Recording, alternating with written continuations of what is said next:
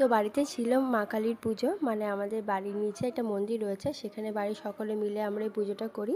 আর বাড়ির সকলে মিলেই আমরা ঠাকুরের সমস্ত কাজও করে থাকি, মানে যে কোনো কিছু সাজানো থেকে শুরু করে ঠাকুরের সমস্ত আয়োজনের সমস্ত কাজ আমরা সকলে মিলেই করি। তো এখানে সমস্তটাই হয়ে গেছিলো, আমাদের পুজো বসেছিল প্রায় রাত 11:30 নাগাদ। তো এখানে দেখতেই পাচ্ছ আমরা সকলে মিলে সুন্দর করে সাজিয়ে নিয়েছিলাম মায়ের জায়গাটা, এমনকি মাকেও। তো এখানে ঠাকুরমশাই পুজো করছিল, আরতি চলছিল এখানে। তো আরতির পর সবাই মিলে আমরা আরতির তাপ নিয়ে নিলাম। আর বাড়িতে যে কোনো পুজো হলেই আমাদের মানে আলাদাই একটা মজা হয়, কারণ সবাই একসাথে হই বাড়ির প্রত্যেকে সকলে, মানে বাইরের কোনো লোকের আমাদের কোনো প্রয়োজনই হয় না, মানে বাড়িতে আমাদের এতটা পরিমাণে আমাদের নিজেদের লোক।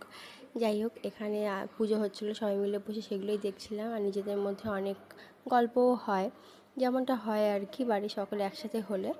তো এখানে একের পর এক সমস্ত রকম মেনে পুজো হচ্ছিল, আর এখানে বাড়ির সকলে মিলে বসে সেই পুজো দেখছিল, আমিও ছিলাম সেসবের মধ্যে। তো এখানে পুজো শেষ হওয়ার পর শুরু হলো মানে ভোগের পুজো, মানে মায়ের যে ভোগ দেওয়া হয় সেই ভোগের পুজো শুরু হলো। ভোগের পুজোতে মানে নানান রকম নিয়ম থাকে, তো সেগুলো ভিডিও ক্লিপ নেওয়া যায় না, নিতে নেই, তাই নিয়ে নিই। তারপরে যজ্ঞ শুরু হলো। তো এই যজ্ঞের তাপ তো নেওয়া খুবই ভালো, তোমরা সকলেই জানো। তো মানে বাড়ির সকলেই ছিলাম ওখানে, যজ্ঞ দেখছিলাম। আর এখানে তারপরে প্রদীপ সাজানো হচ্ছিল। প্রদীপ সাজানোর পর সমস্ত প্রদীপগুলো আমরা জ্বালিয়ে নিয়েছিলাম। তারপর শুরু হলো বলি দেওয়া। এখানে আমাদের ফল আর সবজির বলি দেয়, অন্য কিছু নয়। তো এখানে আখ, চাল কুমড়ো, কলা, নারকেল এই সমস্তরই বলি হচ্ছিল।